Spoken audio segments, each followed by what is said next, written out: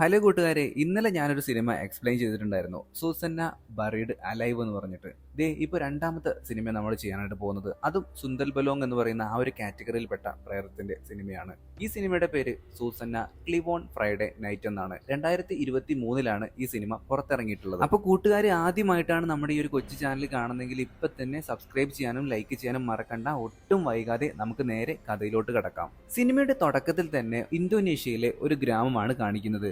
അവിടെ ഇപ്പോൾ ഒരു ഗുസ്തി മത്സരം നടന്നുകൊണ്ടിരിക്കുകയാണ്. 1986 കാലഘട്ടത്തിലാണ് ഈ കഥ നടക്കുന്നത്. സൂര്യ എന്ന് പറയുന്ന ഒരു യുവാവ് ഒരു ഗുസ്തിക്കാരന്റെ അടി ഒരുപാട് വേടിച്ചു കൂട്ടുന്നുണ്ട്. അപ്പോഴാണ് അവന്റെ കാമുകിയായിട്ടുള്ള സൂസന്ന അങ്ങോട്ടേക്ക് വരുന്നത്. കാമുകിയെ കണ്ട് ചാർജ് കയറിയ സൂര്യയാകട്ടെ ആ ഗുസ്തിക്കാരനെ മലർത്തിയടിക്കുന്നു. ആ ഒരു മത്സരത്തില് നമ്മുടെ സൂര്യ വിജയിക്കുകയും അവന് ഒരു ആടിനെ സമ്മാനമായി കിട്ടുകയും ചെയ്യുന്നു. ശേഷം ഇവർ രണ്ടുപേരും കൂടി ചേർന്ന് വളരെ സന്തോഷത്തോടു കൂടി വീട്ടിലേക്ക് തിരികെ പോവുകയാണ്. ഒരു പാവപ്പെട്ട കുടുംബമായിരുന്നു സൂസന്നയുടേത്. അവളുടെ അച്ഛനാകട്ടെ ഇവിടുത്തെ ഗ്രാമത്തലവിൽ നിന്നും ഒരുപാട് പൈസ കടം വാങ്ങിയിട്ടുണ്ടായിരുന്നു. ഇപ്പോഴിതാ ഗ്രാമത്തലവന്റെ ശിങ്കിടികൾ വന്നിട്ട് ആ വീട്ടിൽ നിന്ന് അവരോട് ഒഴിയാനായിട്ട് പറയുകയാണ്. സൂര്യയാകട്ടെ അവന് സമ്മാനമായി കിട്ടിയിട്ടുണ്ടായിരുന്ന ആ ആടിനെ ആ ശിങ്കിടികൾക്ക് നൽകുന്നു. അതൊന്നും വേണ്ട എന്ന് സൂര്യയോട് സൂസന്ന പറഞ്ഞു. പക്ഷെ സൂര്യ കേട്ടില്ല. അവൻ ആ ഒരു ആട്ടിൻകുട്ടിയെ അവർക്ക് നൽകുന്നു. ശേഷം ശിങ്കിടികളൊക്കെ അവിടെ നിന്നും പോയി. ശരിക്കും ഈ ഒരു ഗ്രാമത്തലവൻ ഒരു വൃത്തികെട്ടവനായിരുന്നു. അയാൾക്ക് മറ്റൊരു ലക്ഷ്യമുണ്ടായിരുന്നു. അത് നമുക്ക് വഴിയെ കാണാം. ദിവസങ്ങൾ പിന്നെയും കടന്നുപോയി. സൂസന്നയുടെ അച്ഛന് പണം തിരികെ നൽകാനായിട്ട് കഴിഞ്ഞില്ല. അങ്ങനെ ഗ്രാമത്തലവനായിട്ടുള്ള റെയ്ഡൻ സൂസന്നയുടെ കുടുംബത്തെ മൊത്തം ഇപ്പൊ വീട്ടിലേക്ക് ക്ഷണിച്ചിരിക്കുകയാണ്. ഭക്ഷണം കഴിച്ചുകൊണ്ടിരിക്കുമ്പോ ഈ ഒരു ഗ്രാമത്തലവൻ ഒരു കാര്യം സൂസന്നയുടെ അച്ഛനോട് ആവശ്യപ്പെടുന്നു. നിങ്ങളുടെ എല്ലാ കടവും ഞാൻ എഴുതി തള്ളാം, പക്ഷേ നിങ്ങളുടെ മകളെ എനിക്ക് കല്യാണം കഴിച്ചു തരണം. അത് കേട്ട സൂസന്നയുടെ അച്ഛനൊന്ന് വിറച്ചുപോയി. ഗ്രാമത്തലവനായ റെയ്ഡന്റെ ഒന്നാം ഭാര്യ മീനാട്ടിക്കും ഇത് കേട്ടപ്പോ അത്ര സുഖിച്ചില്ല. മറ്റൊരു വഴിയും ഇല്ലെന്ന് മനസ്സിലാക്കിയ സൂസന്നയുടെ അച്ഛനാകട്ടെ സൂസന്നയെ ഈ ഒരു മുതുക്ക് കിളവിന് കെട്ടിച്ചു കൊടുക്കാനായിട്ട് തീരുമാനിക്കുന്നു. ഗ്രാമത്തലവന്റെ ആദ്യ ഭാര്യയായിട്ടുള്ള മീനാട്ടി മനസ്സിൽ എന്തൊക്കെയോ ഉറപ്പിച്ച മട്ടാണ്. സൂസന്നയുടെ കാമുകനായിട്ടുള്ള സൂര്യ ഇതൊന്നും തന്നെ അറിയുന്നുണ്ടായിരുന്നില്ല. ഗംഭീരമായിട്ട് തന്നെ കല്യാണം നടന്നു. അങ്ങോട്ടേക്ക് ഇപ്പോൾ സൂര്യ കള്ളൊക്കെ കുടിച്ച് അവിടുത്തെ ആളുകളെയൊക്കെ തല്ലിയിട്ട് ആ ഒരു ചടങ്ങിലേക്ക് വന്നുകൊണ്ടിരിക്കുന്നു. പക്ഷെ അതിബുദ്ധിമാനായ ഗ്രാമത്തലവനാകട്ടെ എല്ലാ പടയാളികളെയും കൊണ്ട് അവനെ പിടിച്ചു കെട്ടുന്നു. ചാട്ടവയറിന് അടിച്ചുകൊണ്ടിരിക്കുകയാണ്. അവനെ തല്ലല്ലേ എന്ന് നമ്മുടെ സൂസന്ന കരഞ്ഞു പറഞ്ഞു. ഞാൻ അവനെ തല്ലാതിരിക്കാം, പക്ഷേ ഞാൻ ചോദിക്കുന്ന എന്ത് കാര്യവും നീ അനുസരിക്കേണ്ടി വരും എന്ന് ഗ്രാമത്തലവൻ നമ്മുടെ സൂസന്നയോട് പറയുന്നു. ശരി, ഞാൻ അനുസരിക്കാമെന്ന് സൂസന്ന പറഞ്ഞതോട് കൂടിയിട്ട് നമ്മുടെ സൂര്യയെ ഈ ഒരു ഗ്രാമത്തലവൻ വെറുതെ വിടുകയാണ്. ചടങ്ങുകളൊക്കെ പൂർത്തിയാക്കിയതിനു ശേഷം ഈ മുതുക്ക് കിളവനായിട്ടുള്ള ഗ്രാമത്തലവൻ നേരെ നമ്മുടെ സൂസന്നയുടെ അടുത്തേക്ക് വരുന്നു. എന്നിട്ട് അവളെ ശാരീരികമായിട്ട് കീഴ്പ്പെടുത്തുന്നു. സൂസന്ന കരഞ്ഞപേക്ഷിച്ചെങ്കിലും ആ മുതുക്ക് കിളവൻ അതൊന്നും കേട്ടില്ല. സൂസന്നയെ നശിപ്പിച്ച ശേഷം ഒന്നാം ഭാര്യയുടെ അടുത്തേക്ക് ഈ ഒരു ഗ്രാമത്തലവനായിട്ടുള്ള റെയ്ഡൻ പോവുകയാണ്. മീനാട്ടി എന്ന് പറയുന്ന ഒന്നാം ഭാര്യയ്ക്ക് നല്ല വിഷമമുണ്ട്. നിങ്ങൾ അവളെയാണ് കൂടുതൽ സ്നേഹിക്കുന്നത് അല്ലേ എന്ന് പറയുമ്പോൾ റെയ്ഡൻ എന്ന ഈ ഒരു ഗ്രാമത്തലവൻ പറയുന്നുണ്ട്, ഞാൻ എന്തിനാണ് അവളെ കെട്ടിയിരിക്കുന്നത് നിനക്കറിയാലോ. നിനക്കെന്തായാലും എനിക്കൊരു കുഞ്ഞിനെ തരാനായിട്ട് സാധിച്ചില്ല, പക്ഷെ അവൾക്ക് കഴിയും. അതുകൊണ്ടാണ്, അല്ലാതെ സ്നേഹവും മണ്ണാങ്കട്ടയും ഒന്നുമല്ല. ഇതൊക്കെ ഗ്രാമത്തലവൻ മീനാട്ടിയോട് പറഞ്ഞെങ്കിലും മീനാട്ടി വെറുതെ ഇരുന്നില്ല. അവിടുത്തെ ജോലിക്കാരിയായിട്ടുള്ള റെയ്ത്തിന്റെ സഹായത്തോടു കൂടിയിട്ട് സൂസന്നയുടെ കുറച്ച് മുടി അവള് കൈക്കലാക്കി. എന്നിട്ട് ഇവരുടെ ഗ്രാമത്തിലുണ്ടായിരുന്ന മന്ത്രവാദിയുടെ അടുത്തേക്ക് പോകുന്നു. പിന്നെ നിങ്ങൾക്ക് അറിയാലോ, കൂടോത്രം തന്നെ പരിപാടി. ഒരു ദിവസം രാവിലെ സൂസന്ന എഴുന്നേറ്റ് നോക്കുമ്പോൾ പുതപ്പിനടിയിൽ എന്തോ ഉള്ളതുപോലെ അവൾക്ക് തോന്നുകയാണ്. പുതപ്പ് മാറ്റി നോക്കിയപ്പോൾ അവള് ഞെട്ടിപ്പോയി. അവളുടെ ബെഡ് നിറയെ പാമ്പുകളാണ്. കട്ടിൽ നിന്ന് താഴേക്ക് ഇറങ്ങാൻ പോലും വയ്യ, അവിടെയും പാമ്പുകൾ. ഒരു വിധത്തിലാണ് സൂസന്ന ആ ഒരു മുറിയിൽ നിന്നും പുറത്തു കടന്നത്. ഒരുപാട് ദിവസങ്ങൾ പിന്നെയും കടന്നുപോയി. അങ്ങനെ നമ്മുടെ സൂസന്ന പ്രഗ്നന്റ് ആയിരിക്കുകയാണ്. ആ ഒരു ചടങ്ങൊക്കെ ഗംഭീരമായിട്ടാണ് ഈ ഒരു ഗ്രാമത്തലവൻ ആഘോഷിക്കുന്നത്. ഈ ചടങ്ങുകളൊക്കെ നടക്കുമ്പോൾ പാവം സൂര്യ ദൂരെ നിന്ന് നമ്മുടെ സൂസന്നയെ നോക്കുന്നുണ്ട്. അവന് സഹിക്കാവുന്നതിൽ അപ്പുറമായിരുന്നു ഈ കാര്യങ്ങളൊക്കെ. മറുവശത്ത് മീനാട്ടിയാകട്ടെ വീണ്ടും ആ ഒരു ഷാമാനെ കാണാനായിട്ട് പോയിരിക്കുകയാണ്. ഇതിന്റെ ഫലമായിട്ട് തന്നെ അടുത്ത ദിവസം രാവിലെ സൂസന്ന വായിൽ കയറ്റി നോക്കുമ്പോൾ ഒരു മുടി അവൾക്ക് കിട്ടുകയാണ്. ഒരു ചരട് പോലെ അത് വായിൽ നിന്നും വന്നുകൊണ്ടിരിക്കുകയാണ്. തനിക്കെതിരെ ആരോ ബ്ലാക്ക് മാജിക് ഉപയോഗിക്കുന്നുണ്ടെന്ന് നമ്മുടെ സൂസന്നയ്ക്ക് മനസ്സിലായി. അടുത്ത ദിവസം വേലക്കാരിയായിട്ടുള്ള റെയ്ത്തിനോടൊത്ത് സൂസന്ന ചന്തയിലേക്ക് പോയിട്ടുണ്ടായിരുന്നു. അവിടെ വെച്ച് തന്റെ മുൻ കാമുകനായിട്ടുള്ള സൂര്യയെ സൂസന്ന കാണുന്നു. അവൾക്ക് സഹിക്കാൻ പോലും കഴിഞ്ഞില്ല. പാവം ഒരുപാട് പണിയൊക്കെ എടുത്തുകൊണ്ടിരിക്കുകയാണ്. അങ്ങനെ അവന്റെ അടുത്തേക്ക് പോയപ്പോ സൂര്യ അവിടെ നിന്നും മാറിക്കളഞ്ഞു. പക്ഷെ സൂസന്ന അവനടുത്തേക്ക് പോയിട്ട് കാര്യങ്ങളൊക്കെ തുറന്നു പറഞ്ഞു. എനിക്ക് ആ വീട്ടിൽ നിൽക്കാനായിട്ട് പറ്റുന്നില്ല. എന്നെ ആരോ ഉപദ്രവിക്കാനായിട്ട് നോക്കുന്നുണ്ട്, ബ്ലാക്ക് മാജിക് ആണെന്ന് തോന്നുന്നു എന്നൊക്കെ പറഞ്ഞിട്ട് ആ ഒരു മുടിയുടെ കഷ്ണം അവന് കാണിച്ചു കൊടുത്തു. ആദ്യമൊക്കെ സൂര്യ അവളോട് സംസാരിക്കാൻ പോലും കൂട്ടാക്കിയില്ല. പക്ഷെ അവളുടെ അവസ്ഥ കണ്ട് ഇപ്പോൾ അവനും പാവം തോന്നുന്നു. പിന്നെയും ദിവസങ്ങൾ ഇങ്ങനെ കടന്നുപോയി. സൂസന്നയ്ക്ക് ഇപ്പോൾ നിറവയറാണ്. അവളിപ്പോ വരാന്തയിലൂടെ നടക്കുകയാണ്. സൂസന്നയ്ക്ക് കുഞ്ഞു ജനിക്കാൻ പോകുന്നുണ്ടെന്ന് അറിഞ്ഞ അപ്പം മുതൽ മീനാട്ടി കൂടാത്രം തുടങ്ങിയതാണ്. പക്ഷെ അതൊന്നും കാര്യമായിട്ട് ഫലിക്കുന്നില്ല. അങ്ങനെ വീണ്ടും ആ ഒരു മന്ത്രവാദിയുടെ അടുത്തേക്ക് ചെന്നിട്ട് മീനാട്ടി അയാളോട് വലിയ മന്ത്രങ്ങളൊക്കെ ഉപയോഗിക്കാനായിട്ട് പറയുന്നു. പക്ഷേ ഈ ഒരു മന്ത്രവാദിയാണെന്നുണ്ടെങ്കിൽ, അങ്ങനെയാണെന്നുണ്ടെങ്കിൽ നീ എന്റെ കൂടെ കിടക്കണമെന്നാണ് മീനാട്ടിയോട് പറയുന്നത്.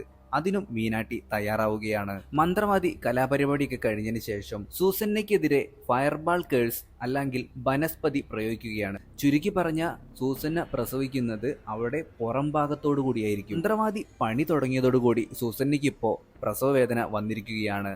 അങ്ങനെ എല്ലാവരും കുട്ടിക്ക് വേണ്ടി പുറത്ത് വെയിറ്റ് ചെയ്യുന്നു. വയറ്റാട്ടിയും റെയ്ത്തുമാണ് ഇപ്പോ അകത്തുള്ളത്. ആ ഭയാനകമായിട്ടുള്ള കാഴ്ച കണ്ട് രണ്ടുപേരും അമ്പരന്ന് നിൽക്കുകയാണ്. സാധാരണ വയറ് മുൻവശത്തല്ലേ ഉണ്ടാവുക, ഇത് പുറം ഭാഗത്തേക്ക് നീങ്ങിയിരിക്കുന്നു.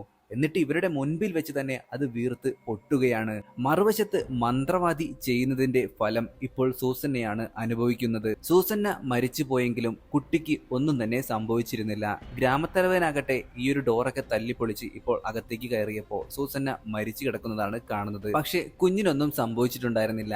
അതൊരു പെൺകുഞ്ഞായിരുന്നു. എന്താണ് ഇങ്ങനെ സംഭവിക്കാനുള്ള കാരണമെന്ന് ഗ്രാമത്തലവൻ മീനാട്ടിയോട് ചോദിക്കുന്നു. മീനാട്ടി അപ്പൊ പറയുന്നുണ്ട്, ആ പെൺകുട്ടി ചിലപ്പോ ബ്ലാക്ക് മാജിക് ഒക്കെ ഉപയോഗിച്ചിട്ടുണ്ടായിരിക്കും നമ്മളെ പിരിക്കാൻ വേണ്ടിയിട്ട്, അതാകാം. അടുത്ത ദിവസം രാവിലെ തന്നെ റെയ്ത്ത് ജോലി പൂർത്തിയാക്കി വീട്ടിലേക്ക് പോകുമ്പോൾ സൂര്യ അവളുടെ അടുത്തേക്ക് വരികയാണ്. എന്നിട്ട് ഒരു ചരട് റെയ്ത്തിന്റെ കയ്യിൽ കൊടുക്കുന്നു.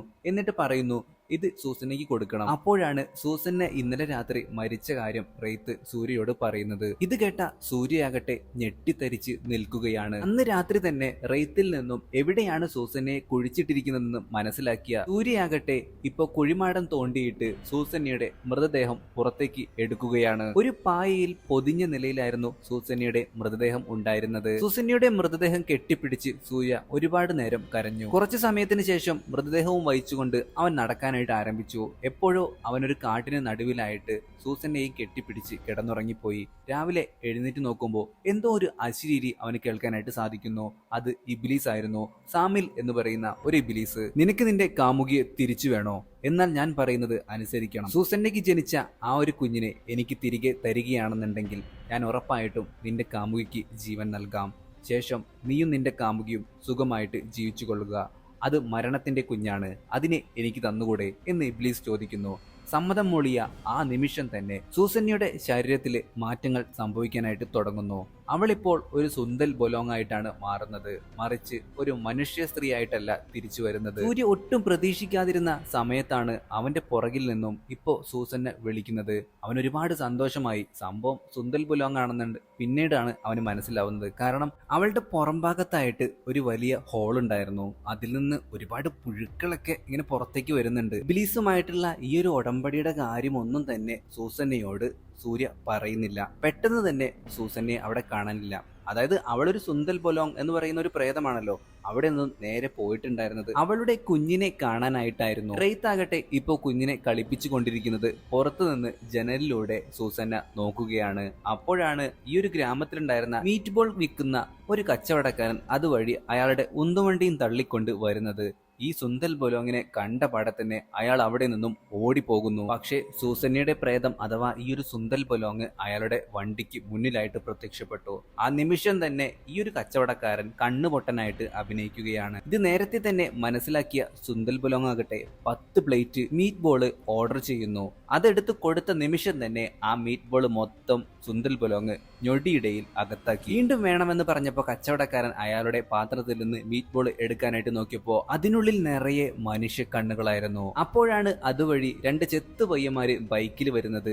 സുന്ദൽ ബൊലോങ്ങിനെ കണ്ട യുവന്മാരാണെന്നുണ്ടെങ്കിൽ നേരെ അവിടെ ഉണ്ടായിരുന്ന ഓവ് ചാലിലേക്ക് വണ്ടി ഇടിച്ചു കയറ്റുന്നുണ്ട്. എന്നിട്ട് ഓടിക്കോടാ എന്നും പറഞ്ഞുകൊണ്ട് 2 എണ്ണവും അവിടെ നിന്നും ഓടിപ്പോയി. നാട്ടുകാരെല്ലാവരും തന്നെ ആകെ പേടിച്ചു വിറച്ച് നിൽക്കുകയാണ്.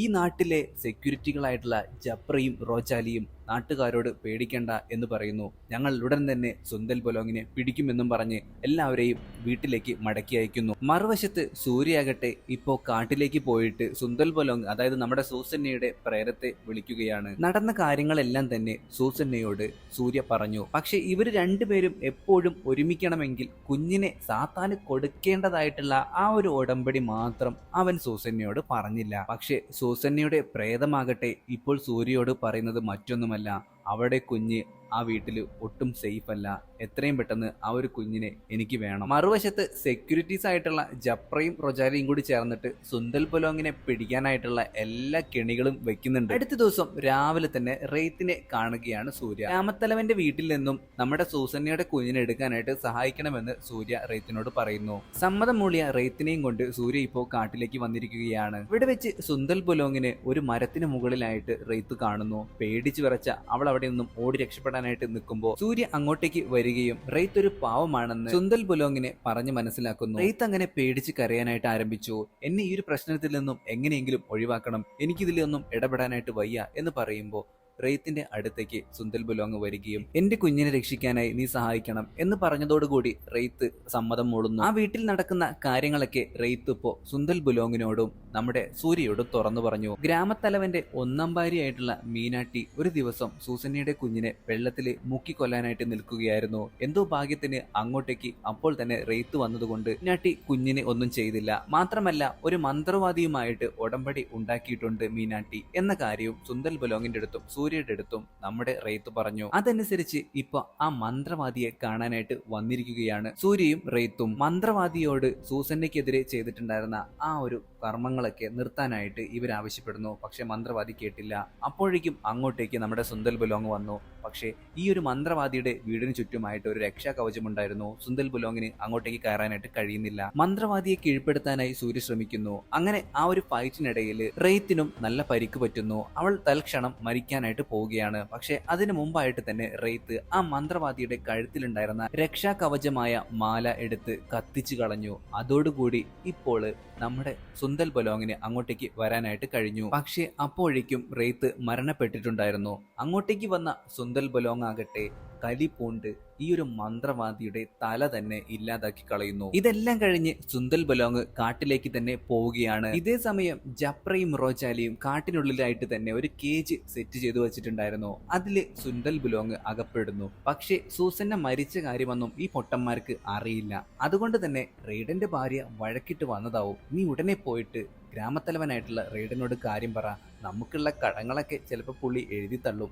ഭാര്യയെ കണ്ടുപിടിച്ചു കൊടുത്തല്ലോ. വളരെയധികം സന്തോഷത്തോടു കൂടിയിട്ട് ജപ്ര ഒരു നോട്ടില് ഈ കാര്യങ്ങളൊക്കെ എഴുതി വീട്ടിലേക്ക് പോകുന്നു. പക്ഷെ ആ നോട്ട് അവിടെ ചളി വെള്ളത്തിൽ വീണുപോയി. എന്നാലും പുള്ളിക്കാരൻ അങ്ങോട്ടേക്ക് പോയിട്ട് ഗ്രാമത്തലവനോട് കാര്യം പറഞ്ഞു.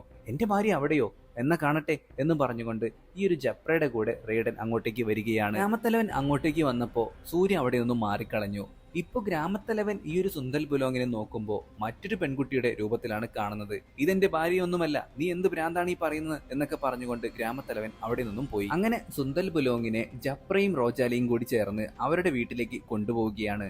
എടാ, നാട്ടുകാരൊക്കെ പറയുന്നുണ്ട് സൂസന്ന മാഡം മരിച്ചുപോയെന്ന്. അവന്മാര് വെറുതെ പറയുന്നതായിരിക്കും, നമുക്കൊന്ന് ടെസ്റ്റ് ചെയ്ത് നോക്കിയാലോ എന്നും പറഞ്ഞുകൊണ്ട് മരിച്ചു പോയിട്ടുണ്ടായിരുന്ന ഒരാളുടെ ചിതാഭസ്മം ഇവരെടുത്തു കൊണ്ടുവരുന്നുണ്ട്.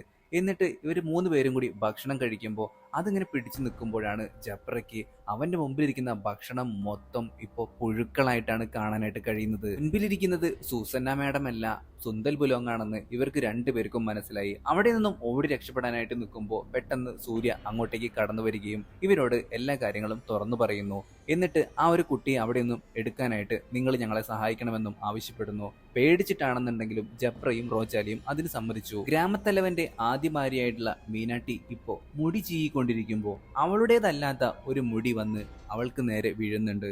നോക്കുമ്പോൾ അത് സുന്ദൽ ബൊലോങ് ആയിരുന്നു. താൻ ചെയ്ത കാര്യങ്ങളൊക്കെ തന്നെ ഗ്രാമത്തലവനോട് അവൾ തുറന്നു പറഞ്ഞു. അതനുസരിച്ച് ഗ്രാമത്തലവനാകട്ടെ നമ്മുടെ സൂസന്നയെ കുഴിച്ചിട്ട ആ ഒരു കുഴിമാടത്തിന് അരികിലേക്ക് വന്നു. സൂസന്നയുടെ മൃതദേഹം ആരോ കൊണ്ടുപോയിട്ടുണ്ടെന്നും അവളിപ്പോൾ ഒരു സുന്ദൽ ബൊലോങ് ആണെന്നും ഗ്രാമത്തലവനും മനസ്സിലായി. നീ ഒറ്റൊരുത്തിയാണ് ഇതിനെല്ലാം കാരണം എന്ന് പറഞ്ഞുകൊണ്ട് മീനാട്ടിയെ കുറ്റപ്പെടുത്തി ഗ്രാമത്തലവൻ അവിടെ നിന്നും പോകുന്നു. അടുത്ത ദിവസം തന്നെ മറ്റൊരു വലിയ മന്ത്രവാദിയെ വീട്ടിലേക്ക് വരുത്തിയിരിക്കുകയാണ് ഗ്രാമത്തലവൻ. എന്നിട്ട് ആ ഒരു വീട് മൊത്തം രക്ഷാകവചം കൊണ്ട് തീർക്കുന്നു. മന്ത്രവാദി പോകുന്നതിന് മുമ്പായിട്ട് മീനാട്ടിക്ക് ഒരു വാൽ വാൽക്കണ്ണാടി കൊടുക്കുന്നുണ്ട്. അതിലൂടെ നോക്കിയിട്ടുണ്ടെങ്കിൽ സുന്ദൽ ബലോങ്ങിനെ കാണാനായിട്ട് കഴിയും. അടുത്ത ദിവസം രാത്രി ഒരു ഫെസ്റ്റിവല് ഇവരുടെ നാട്ടിൽ നടക്കുകയാണ്. സുന്ദരികളായ പെൺകുട്ടികളുടെ ഡാൻസും മറ്റുമൊക്കെയുണ്ട് എന്നും പറഞ്ഞുകൊണ്ട് ജപ്രയും റോജാലിയും ആ വീട്ടിലുണ്ടായിരുന്ന മറ്റു സേവകരെ എല്ലാവരെയും അങ്ങോട്ടേക്ക് പറഞ്ഞയക്കുകയാണ്. എല്ലാവരും പോയെങ്കിലും ഒരു സേവകൻ മാത്രം അവിടെ നിന്നും പോയില്ല. ഈ ഒരു ഫെസ്റ്റിവൽ നടക്കുന്ന സ്ഥലത്താകട്ടെ ഗ്രാമത്തലവന്റെ പടയാളികൾക്ക് മൊത്തം ഒരു പെൺകുട്ടി വീഞ്ഞു കൊണ്ടുവന്ന് കൊടുക്കുകയാണ്. റെയ്ത്ത് മരിച്ചുപോയ കാര്യമൊന്നും ഗ്രാമത്തലവനും കൂട്ടരും അറിഞ്ഞിട്ടില്ല. റെയ്ത്തിന്റെ ശരീരത്തിലേക്ക് കയറിയ സുന്ദൽ ബലോങ് ഇപ്പൊ ഗ്രാമത്തലവന്റെ വീട്ടിലേക്ക് കയറിപ്പറ്റുന്നു. ഇവിടെ ഉണ്ടായിരുന്ന സേവകരെല്ലാരും എവിടെ പോയി എന്ന് ഗ്രാമത്തലവൻ ചോദിക്കുന്നു. വീട്ടിന്റെ അകത്താകട്ടെ ഗ്രാമത്തലവന്റെ ആദ്യ ഭാര്യയായ മീനാട്ടിക്ക് എന്തൊക്കെയോ സംശയങ്ങൾ തോന്നുകയാണ്. അവൾ ഉടൻ തന്നെ ആ ഒരു വാൽക്കണ്ണാടി എടുത്ത് റെയ്ത്തിനെ അതിലൂടെ നോക്കുമ്പോൾ റെയ്ത്തിന്റെ പുറകിലായിട്ട് ഒരു വലിയ ഹോള് കാണാനായിട്ട് സാധിക്കുന്നു. അതൊരു സുന്ദൽ ബലോങ് ആണെന്ന് ഇപ്പോൾ അവൾക്ക് വ്യക്തമായി. സുന്ദൽ ബലോങ് ഉടനെ തന്നെ ആ വീട്ടിനുള്ളിലുള്ള എല്ലാവരെയും ആക്രമിക്കുന്നു. കരന്റ് പെട്ടെന്ന് പോയി. ആർക്കും തന്നെ ഒന്നും കാണാനായിട്ട് സാധിക്കുന്നില്ല. ഗ്രാമത്തലവനാകട്ടെ എല്ലാ പേടിയും മറന്ന് വീട്ടിനകത്തേക്ക് കയറി. സേവകരെല്ലാവരും പേടിച്ച് പുറത്തു തന്നെ നിൽക്കുകയാണ്. ഒരുത്തം മാത്രം അതിനുള്ളിലേക്ക് കയറി. പക്ഷേ അവനെ ആകട്ടെ സുന്ദൽ ബലോങ് കഥ കഴിച്ചു. ഈ സമയം സൂര്യയും ഗ്രാമത്തലവന്റെ വീട്ടിനുള്ളിലേക്ക് കയറി പറ്റിയിട്ടുണ്ടായിരുന്നു. മീനാട്ടിയും ഗ്രാമത്തലവനായിട്ടുള്ള റേഡനും പേടിച്ചു വിറച്ചാണ് അവിടെ നിൽക്കുന്നത്. സൂര്യയാകട്ടെ പണ്ട് തന്നെ തല്ലിയ പടയാളികളെ എല്ലാം തന്നെ പഞ്ഞിക്കിടുന്നു. സോറിയൊക്കെ പറഞ്ഞ് പടയാളികൾ അവിടെ നിന്ന് പോയി. എന്നിട്ട് സൂര്യയെ പുറകിൽ നിന്ന് കുത്താനായിട്ട് ശ്രമിച്ചു. പക്ഷേ സുന്ദൽ ബലോങ് അങ്ങോട്ടേക്ക് വന്നിട്ട് ആ ഒരു കത്തി മൊത്തം വളച്ചു കളഞ്ഞ് പടയാളികളെ ഒരു ദയവും ദാക്ഷിണ്യവും കൂടാതെ തീർത്തു കളഞ്ഞു. അപ്പോഴേക്കും മറ്റൊരു സേവകൻ അങ്ങോട്ടേക്ക് വന്നിട്ട് ഒരു ഓടക്കുഴൽ വായിക്കാനായിട്ട് തുടങ്ങി. എന്നിട്ട് ഒരു ആണി എടുത്തിട്ട് അവളുടെ നെറുകയിൽ തറയ്ക്കാനായിട്ട് നിൽക്കുകയാണ്. അതായത് സുന്ദൽ ബലോങ്ങിനെ തളയ്ക്കാനായിട്ടാണ് അവന്മാർ ശ്രമിക്കുന്നത്. പക്ഷേ സൂര്യ അത് തടയുകയും ആ ഒരു പടയാളികളെ പഞ്ഞിക്കിടുകയും ചെയ്യുകയാണ്. സുന്ദൽ ബലോങ് തന്റെ കുഞ്ഞിനെ തേടി വീണ്ടും അകത്തേക്ക് കയറി. പക്ഷേ മീനാട്ടിയും ഈ ഒരു ഗ്രാമത്തലവനായിട്ടുള്ള റെയ്ഡനും കൂടി ചേർന്ന് ആ ഒരു കുഞ്ഞിന്റെ കഴുത്തിൽ കത്തിവെച്ച് സുന്ദൽ ബലോങ്ങിനെ ഭീഷണിപ്പെടുത്തുന്നു. പക്ഷേ അതൊന്നും തന്നെ നോക്കാതെ സുന്ദൽ ബലോങ് തൽക്ഷണം ഗ്രാമത്തലവനെ തീർത്തു കളഞ്ഞു. പക്ഷേ അപ്പോഴേക്കും ആ ഒരു പുതിയ മന്ത്രവാദി അങ്ങോട്ടേക്ക് വന്നിട്ട് സുന്ദൽ ബലോങ്ങിന്റെ നെറ്റിയിലായിട്ട് ഒരുപാട് ആണികളൊക്കെ അടിക്കാനായിട്ട് ശ്രമിച്ചു. പക്ഷേ അതേ ആണികൾ ഉപയോഗിച്ച് ആ ഒരു മന്ത്രവാദിയെയും സുന്ദൽ ബലോങ് തീർത്തു കളഞ്ഞു. ഗ്രാമത്തലവനെ കൊല്ലരുതെന്ന് സൂര്യ സുന്ദൽ ബലോങ്ങിനോട് പറഞ്ഞിരുന്നു. പക്ഷേ അവൾ അതൊന്നും തന്നെ ഇട്ടില്ല. കുഞ്ഞുമായിട്ട് ഓടിക്കൊണ്ടിരിക്കുകയാണ് മീനാട്ടി. മീനാട്ടിയിൽ നിന്ന് സുന്ദൽ ബലോങ് കുഞ്ഞിനെ കൈക്കലാക്കി. അതിനുശേഷം എങ്ങനെയാണോ സൂസന്ന മരിച്ചത് അതുപോലെ തന്നെ പുറകിൽ നിന്ന് വയറിങ്ങനെ വീർത്തിട്ടാണ് ഇപ്പോ മീനാട്ടിയും മരണപ്പെടുന്നത്. ഇതെല്ലാം കണ്ടുകൊണ്ട് സൂര്യ ആകെ പേടിച്ച് നിൽക്കുകയാണ്. കാരണം ഈ ഒരു കുഞ്ഞിനെയും ഉപദ്രവിക്കാനായിട്ട് അവൾ മടിക്കില്ല. അതുപോലെ തന്നെ നടന്നു. ഇവന്റെ അടുത്തേക്ക് സുന്ദൽ ബലോങ് വരികയും നമുക്ക് എന്നും ഇവിടെ തന്നെ ജീവിക്കണം, അതിനായിട്ട് ഉടൻ തന്നെ ഈ കുഞ്ഞിനെ ഇല്ലാതാക്കണം എന്ന് സൂര്യയോട് പറയുന്നു. അങ്ങനെ ഇവർ രണ്ടുപേരും കെട്ടിപ്പിടിച്ചു നിൽക്കുന്ന സമയത്ത് നേരത്തെ ആ ഒരു മന്ത്രവാദി ഇവളെ തളയ്ക്കാനായിട്ട് ഉപയോഗിച്ചിരുന്ന ആ ഒരു ആണി ഉണ്ടല്ലോ, അത് സൂര്യ സുന്ദൽ ബലോങ്ങിലേക്ക് തറയ്ക്കുന്നു. ആ ഒരു നിമിഷം തന്നെ സുന്ദൽ ബലോങ് ഇല്ലാതാകുന്നു. ഉടൻ തന്നെ സൂസന്നയുടെ ശരീരം വിട്ട് സുന്ദൽ ബലോങ് പോയി. നീ ആ ഒരു ലോകത്ത് എനിക്ക് വേണ്ടി കാത്തിരിക്കണമെന്നും സുന്ദൽ ബലോങ്ങിനോട് സൂര്യ പറഞ്ഞിട്ടുണ്ടായിരുന്നു. സൂസന്നയുടെ മൃതദേഹം അവനൊരു കുന്നിൻ ചെരുവിലായിട്ട് കുഴിച്ചിട്ടു. അപ്പോഴാണ് അങ്ങോട്ടേക്ക് ഇബ്ലീസ് വരുന്നത്. ഇബ്ലീസ് അവനോട് ചോദിച്ചു, നീ എന്തുകൊണ്ടാണ് അവളെ വേണ്ട എന്ന് വെച്ചത്? സൂര്യ അപ്പോ പറഞ്ഞു, എന്റെ മരണം വരെ ഞാൻ ഈ ഒരു പെൺകുട്ടിയെ നല്ല രീതിയിൽ വളർത്തും, എല്ലാ സന്തോഷങ്ങളും അവൾക്ക് ഞാൻ നൽകും, അതിനുശേഷം മാത്രമായിരിക്കും എന്റെ മരണം. സാത്താനുമായി ഞാൻ ഉണ്ടാക്കിയ ഉടമ്പടിക്ക് എനിക്ക് ഞാൻ തന്നെ നൽകുന്ന ശിക്ഷയാണ് ഇതെന്നും സൂര്യ പറയുന്നു. ആ ഒരു പെൺകുഞ്ഞിനെ സൂര്യ നല്ല രീതിയിൽ വളർത്തി. ഇങ്ങനൊരു സീനും കാണിച്ചുകൊണ്ടാണ് നമ്മുടെ ഇന്നത്തെ സിനിമ അവസാനിക്കുന്നത്. വീഡിയോ കൂട്ടുകാർക്ക് ഇഷ്ടപ്പെടുന്നെങ്കിൽ ലൈക്ക് ചെയ്യാനും ഷെയർ ചെയ്യാനും മറക്കരുത്. ആദ്യമായിട്ടാണ് കൂട്ടുകാർ നമ്മുടെ ഈ ഒരു കൊച്ചു ചാനൽ കാണുന്നെങ്കിൽ ഇപ്പൊ തന്നെ സബ്സ്ക്രൈബ് ചെയ്യാനും ലൈക്ക് ചെയ്യാനും മറക്കരുത്. പുതിയൊരു വീഡിയോ ആയിട്ട് നമുക്ക് വീണ്ടും കാണാം. അതുവരെ എല്ലാവരും നല്ല ഹാപ്പി ആയിട്ടിരിക്കുക. Tata, bye bye.